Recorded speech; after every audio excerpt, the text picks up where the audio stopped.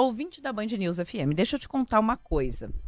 7 de janeiro, passou o Natal, passou o Ano Novo, ou seja, o 13º também passou e agora começa a realidade. A gente vai ter que enfrentar IPVA, IPTU, reajuste nas escolas, compra do material escolar da criançada e todos aqueles gastos extras do começo do ano que a gente sempre sabe que tem, mas que de alguma maneira acaba pegando a gente de jeito. Por isso, tá comigo aqui o Reinaldo Domingos, que é presidente da Associação Brasileira de Profissionais de Educação Financeira e da DESOP Educação Financeira, PhD em Educação Financeira e terapeuta financeiro. Ótimo, era com você que eu queria falar mesmo, viu, Reinaldo? Obrigada por estar atendendo os ouvintes da Band News FM. Brown, que prazer, que honra estar aqui falando com você nessa manhã de sábado. Sem dúvida alguma, um momento muito bom para nós todos. Mas que bom, né, que começou um ano novo, vida nova, sempre governo novo, lava a roupa mais, né, bem. Eu sempre acho que tudo é bom quando começa novo. Então, estamos no ano novo, com governo novo, com vida nova e com contas também que não são tão novas assim, né? Essas são bastante corriqueiras, mas muito difíceis de ser planejadas por nossos brasileiros, minha querida Helen. Pois é, aí eu quero chegar nesse ponto contigo, porque assim, final de ano, por exemplo, todo mundo sabe que vai ter Natal, mas deixa para o dia 24 para fazer as compras. Tá lá no calendário, todo ano, a gente sabe que vai ter Natal. Aí já 24, 23, 24, aquela semana, e aí aquela corrida e tal. Acontece o mesmo agora em janeiro. A gente sabe que vai ter um IPTU, que vai ter um IPVA, que vai ter que fazer matrícula de criança na escola e que vai ter reajuste, ainda mais depois da pandemia. Muita escola negociou com os pais, segurou o preço, mas agora não dá mais, né? Então, eu quero começar te perguntando o seguinte: janeiro, esse mês, é um mês de aperto. As pessoas estão no aperto. Ou pelo menos estão tentando fechar as continhas. O que é a primeira coisa que eu tenho que fazer quando eu olhar meu contra-cheque nesse mês? Qual é a primeira coisa que eu preciso fazer para tentar colocar a casa em ordem? Com todas essas contas, iniciando o ano com todo esse, né? E tem o cartão de crédito que está um pouco mais carregado, a conta de energia. Eu não queria falar desse assunto, não. Temos aí os cartões e também a conta de energia, porque nós estamos de férias, crianças em casa, então a energia, a água, e aí tem também algo muito importante. A gente tem o material escolar para quem tem filhos. Tudo isso vai culminar com a nossa sustentabilidade financeira, nossa saúde financeira, que chamamos de recursos que a gente ganha nesse contra-cheque que você colocou. É importante saber que nós temos várias situações de pessoas e famílias em situações muito diferentes. Aquela que está investidora, né, Ellen? Tudo bem, tem dinheiro, não vai ter problemas, mas aquelas que têm outras 3 situações muito complicadas, aquela que é equilibrada financeiramente, ganha 1, gasta 1, ganha 5, gasta 5. Aquela que tem aquela situação que tem endividamento, está conseguindo pagar em dia, e aquela que já perdeu o controle, que é super endividada, negativada, nome sujo. É óbvio que agora tem que parar tudo e fazer realmente uma grande faxina financeira, ou melhor ainda, fazer um orçamento, entender como é que estamos na situação financeira. Eu vou comprar à vista, né? Vou pagar essas prestações, ou vou usar aí o IPTU e o PVA pagando à vista, usando desconto. Tudo vai depender diretamente do nosso bolso, da nossa saúde financeira, dessa situação financeira. Esse planejamento não pode ser só também para esse começo de ano não, viu, Ellen? Nós temos que pensar que nós temos aí 12 meses pela frente, com muitas datas sazonais, comemorativas, os aniversariantes do ano. Muito se fala em educação, mas educação do comportamento financeiro trabalha-se diretamente essa sustentabilidade, não só pensando no mês de janeiro. Agora, se eu não tenho recursos, eu vou ter que parcelar tudo isso. Aí, lógico, eu vou ter que fazer pesquisas para comprar um bom material, eu vou ter que pensar e saber que os municípios têm parcelamentos para fazer o IPTU, fazer jus a esse IPTU. E ainda o IPVA, com 5 parcelas, eu posso também fazer. O mais importante é que eu tenha a saúde financeira para fazer tudo isso. Pense, nós precisamos entender que esses gastos são recorrentes, são gastos já previsíveis. E a educação do comportamento vem aí, tirando os excessos de gastos que nós temos dentro das nossas casas para fazer melhor jus a esse recurso tão importante que é o dinheiro, que é escasso, mas precisa ser respeitado. Agora, Reinaldo, fazer esse orçamento, eu queria saber como é que é esse primeiro olhar. O que que a gente tem que fazer? É anotar realmente os gastos? É olhar, olha, nesse mês eu ganhei tanto e eu gastei tanto e onde eu gastei tanto? Como é que é? É esse olhar realmente profundo para as nossas contas? É isso? Essa lição de casa? Como terapeuta financeiro, a gente tem que pensar no comportamento até de anotar, porque quem vai querer anotar gastos no meio das férias? Mas me diga, alguém vai fazer? É quase humanamente impossível, a gente não pode ter, né, essa utopia, achar que todo mundo vai fazer isso, mas a gente precisa fazer essa lição de casa em algum momento do ano. Quando a gente fala isso, nós temos que olhar para dentro das nossas casas e começar a fazer, Ellen, uma boa análise ou até mesmo uma anotação do que a gente realmente está gastando. É uma ótima prática nesse momento para fazer com que a reunião familiar se proceda nesse momento. Mas que reunião familiar é essa, Reinaldo? A gente tem excessos de gastos? Temos excesso de gastos na energia, na água, na alimentação. A Associação Brasileira de Profissionais de Educação Financeira fez uma pesquisa nesse último ano e constatou que nós temos excesso de 20, 30, tem pessoas que até 50%, famílias em excesso de energia, de água, de alimentação, desperdício, roupas que eu não precisaria comprar. Mas como é que eu faço tudo isso? Senta com a família, vamos reunir a família, vamos falar disso quê? Sobre corte de gasto? Não, ninguém vai sentar, nem o cachorro, nem o gato vai querer sentar nessa reunião. Não. Nós vamos fazer diferente, vamos sentar para falar sobre os sonhos, sobre os desejos, sobre os propósitos da nossa família. E aí nós vamos ter que falar o seguinte: filho, vem aqui, vamos conversar amanhã sobre isso aqui, vamos sentar, aquele videogame que você quer, olha filho, aquele celular, olha aquela viagem, vamos trocar o carro, vamos fazer isso, vamos até sair das dívidas que estão complicando a nossa vida, mas vamos sentar para fazer tudo isso. Aí sim, Ellen, todo mundo vai querer sentar nessa reunião, conversar sobre os seus planos de vida, seus projetos para 2023, 33, 53, porque eu falo um pouco mais dos anos futuros, porque eu preciso pensar numa necessária aposentadoria, que o nosso brasileiro também não se preocupa. Então, esta reunião vai fazer com que a gente realmente fala exatamente sobre esses sonhos, sobre as coisas que motivam. Nós temos que ter um agente motivador para sentar. Dentre estes objetivos, desses sonhos, nós vamos colocar a situação que nós precisamos fazer, reparar esses excessos, esses desperdícios. Isso sim vai fazer com que a gente tenha domínio novamente do dinheiro que entra. E fazer o quê?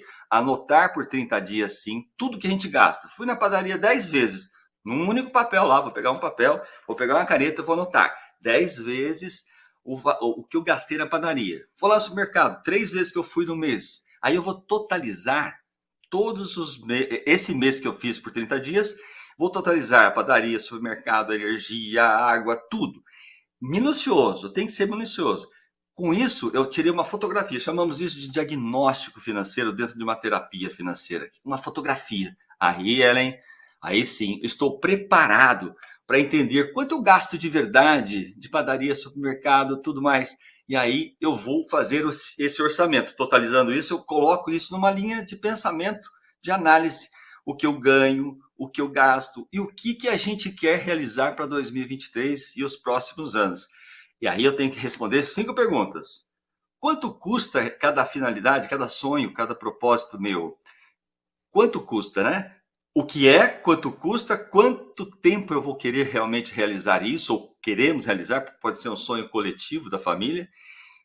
Quanto vou guardar, da onde eu vou tirar. E da onde eu vou tirar, ou ganhar, eu vou ter que sentar com a família e mostrar esse excesso, esse desperdício. Aí sim, todo mundo vai querer participar, porque todo mundo tem o seu sonho, o seu objetivo, o seu desejo para ser alcançado em 2023 e os próximos anos. Ô, Reinaldo, eu quero tocar nesse ponto com você, que você é terapeuta financeiro, e isso é uma coisa, sempre a gente entra em discussão aqui. Que quando a gente vai falar com algum educador financeiro, ele diz assim, mas corta o cafezinho, mas corta o pãozinho. Daqui a pouco, o que a pessoa diz, pô, mas aí eu não estou vivendo, né? E essa semana, inclusive, nós tivemos uma discussão aqui no ar, que era sobre o fundo de garantia, o governo falou em tirar o saque aniversário e tal. E aí a minha posição era a seguinte, pô, eu acho que nem devia existir o fundo de garantia, porque você fica tutelando o trabalhador, né? O trabalhador, se pudesse ter esse dinheiro para ele e não ter que ficar dando para o Estado ao invés de ser tutelado. Mas aí, vou até dizer o nome dela aqui no ar, ela não me autorizou, mas eu vou dizer. Porque nos bastidores, a Carla teve uma posição contra ela e depois não quis falar no ar, que ela disse assim, pô, mas tem trabalhador que precisa disso. Tem muita gente que só comprou casa no Brasil por causa disso, porque não consegue guardar dinheiro. E se não for o Estado segurando aquele dinheirinho, a pessoa nunca vai fazer uma poupança na vida, porque do ganha, né, da mão para a boca. Né? Você tá ali vendendo o almoço para comer o jantar. Ela disse, então, para esse cara, se o Estado não tutelar, se não tiver essa poupança forçada, ele não vai juntar o dinheiro, ele não vai comprar a casinha dele. E eu achei um ponto pertinente que ela me trouxe, né? Ela trouxe um ponto que eu achei bastante pertinente em relação a isso. Porque nós não temos essa cultura, nós temos uma desbancarização muito grande do brasileiro.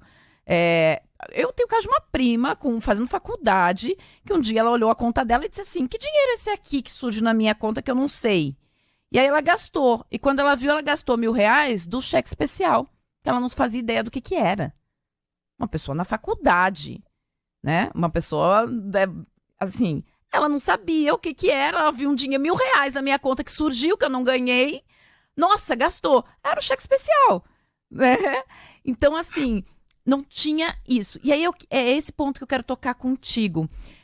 Para algumas pessoas é difícil até olhar o contra-cheque. Ela já sabe que está em dificuldade. Ela não quer olhar, ela não quer falar, ela não consegue. Ela precisa de uma tutela exterior. É tipo aquele cara que é alcoólatra e vai para a igreja porque precisa de uma tutela exterior. Ele não consegue conversar com ele mesmo. Você identifica esse problema no brasileiro?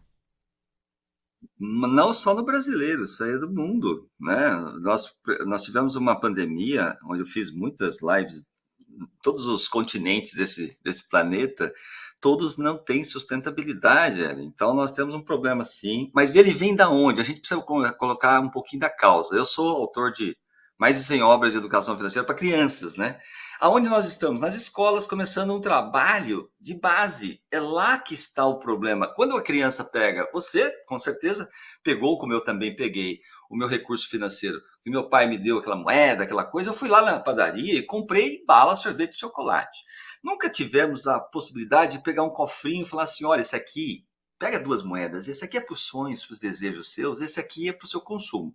Ninguém ensinou isso. E quando a gente chegou no primeiro emprego, não sei se foi com você, foi assim, para mim não, porque eu tive uma vida que acho que Deus falou assim, eu vou usar você como instrumento, vou colocar você para você poupar parte do que você ganha e guardar outra parte e consumir. Legal. E aí, o primeiro emprego de quase todos os brasileiros é pegar o primeiro, né, contra-cheque lá, entrar e derrubar tudo, derreter. E aí o que acontece? Lógico, ele não tem reserva nenhuma, ele não consegue guardar. Aí vem o crédito, que vem fácil. Esse crédito ele vai pegar e vai também usá-lo, como você mesmo falou, né, da sua prima. A própria Carla falou de uma coisa importante, tutelar, do fundo de garantia. Mas é muito importante que a gente entenda que são hábitos comportamentais. Não se trata de finanças pessoais, se trata de educação do comportamento financeiro. É uma outra ciência, inclusive já academicamente comprovada no meu livro Terapia Financeira. Então a gente precisa ficar atento que esses problemas de não acumular parte do dinheiro ou não reservar parte do dinheiro que nós ganhamos tem muito a ver com a ausência dessa base cultural, desse letramento financeiro. Então nós precisamos fazer a lição de casa, minha querida Ellen. Nós precisamos fazer com que nossas famílias entendam que existe uma ciência que chama-se educação do comportamento. E nós precisamos fazer escolhas. O que nós viemos fazer aqui na Terra, Ellen?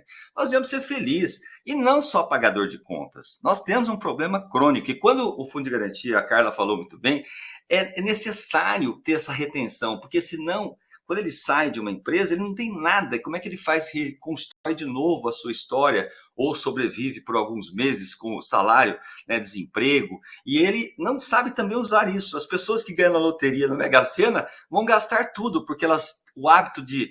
Se você não tem o hábito de guardar R$ 1, pelo menos de R$ 2 guardar um, e ter esse hábito de conquistar esse para outros objetivos, desejos e sonhos, não adianta dar R$ 1 milhão para ele, que ele vai gastar do mesmo jeito, porque o comportamento financeiro é que rege a vida de cada um de nós. Então, nós precisamos fazer a lição de casa. Nós que estamos aqui ao vivo, na Band News, eu quero clamar aqui você que nós podemos virar esse jogo. Nós podemos chegar em 2023 agora e falar, peraí, eu vou fazer uma coisa diferente, que esse terapeuta está falando uma coisa aqui com a Ellen, quem sabe dá certo, eu posso afirmar que dá certo. Agora é preciso envolvimento do quê? Família. Não existe educação do comportamento financeiro só para o provedor que leva o dinheiro para dentro de casa. Nós precisamos criar hábitos e comportamentos, atitudes diferentes em tudo que nós realmente gastamos e ganhamos. Por isso, esse equilíbrio entre o ser e o ter, e de preferência para manter. Olha só a aposentadoria. Se nós não tivéssemos o INSS, nós estaríamos todos no Bolsa Família, ou nesse Auxílio Brasil, que até então chamava-se isso. Então, nós precisamos realmente entender que o mundo está aí para ser vivido, mas nós precisamos respeitar. Dinheiro é meio, dinheiro não é fim.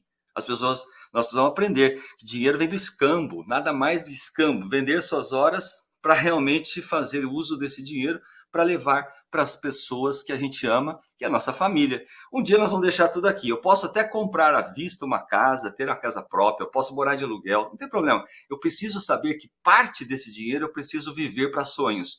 E um dia, minha querida Ellen, isso aqui é para todos os nossos aqui ouvintes aqui, hein?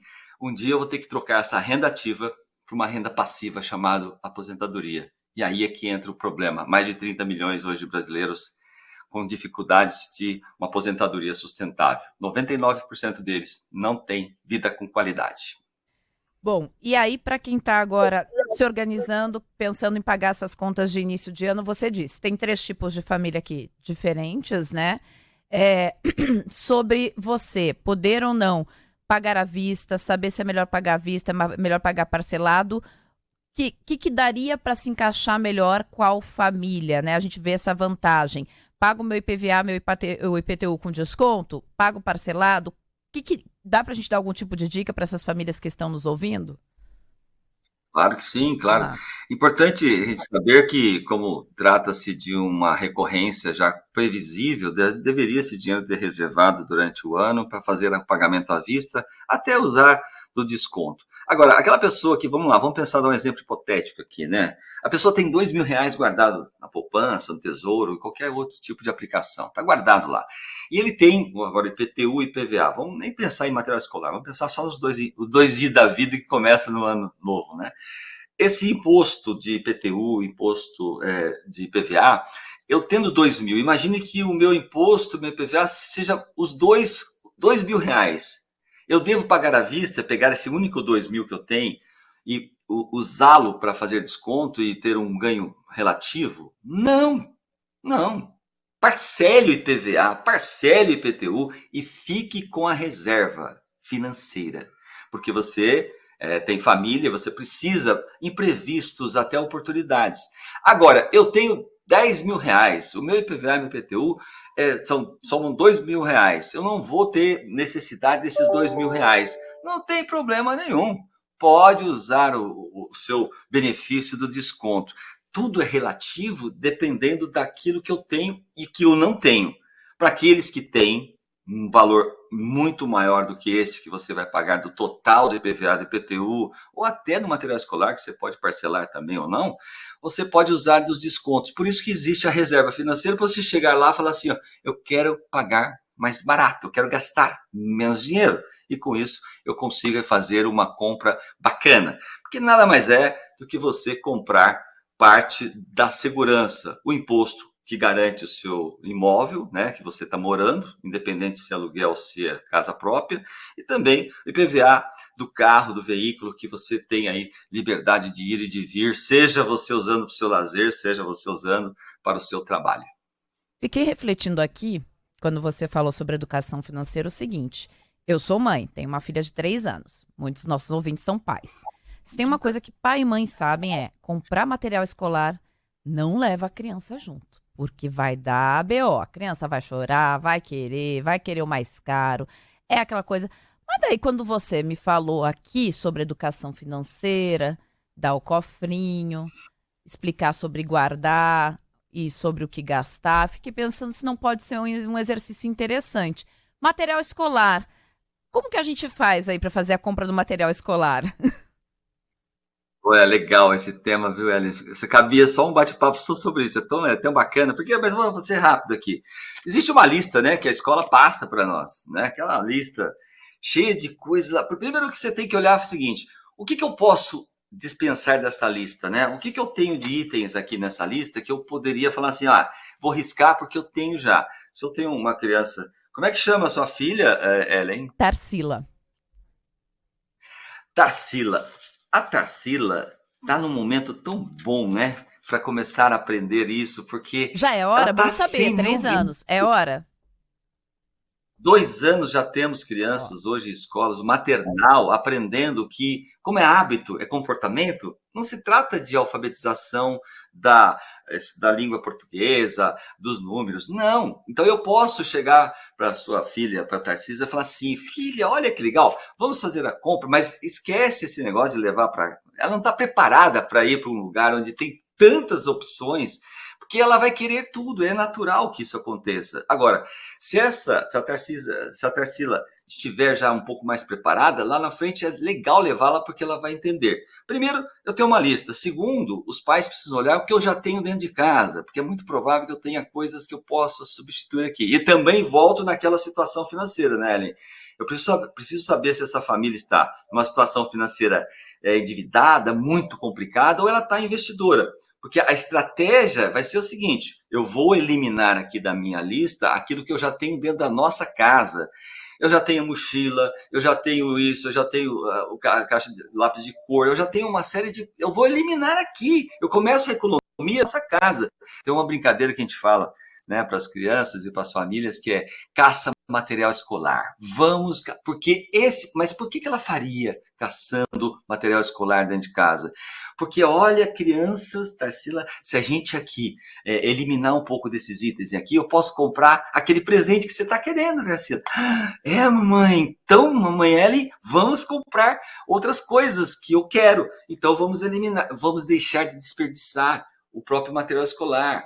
Outra, comprar com qualidade. Quando eu eu defino a lista, agora está líquida, eu posso fazer a compra bacana. Então eu posso ir fazer a compra, eu vou pesquisar na internet.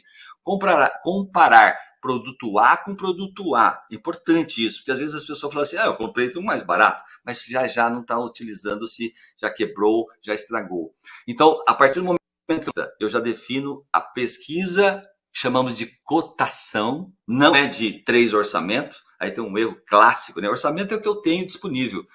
Cotação, eu vou fazer a cotação. Legal, aí eu vou ter que ter tempo. Então a Tarsila fica lá com o papai, com a vovó e vovô, e eu vou com tranquilidade. Vou naqueles lugares que tem lugares que é muito bacana, que tem várias lojas, então tem concorrências lá. Eu vou na primeira loja, olha, tem esses itens aqui. Eu já vi na internet quanto custa, e aí eu vou verificar e vou optar por uma compra que mais me adequa. Se eu tenho dinheiro bacana, eu compro à vista, a estratégia já é, vou comprar à vista, quero desconto.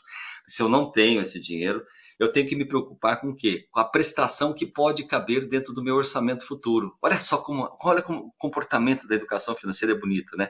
Eu já posso sair de casa definindo quanto eu posso pagar de prestação, porque mais do que isso não cabe dentro do meu orçamento futuro. Com isso, você vai estar fazendo uma compra maravilhosa. Agora, outro item também importante.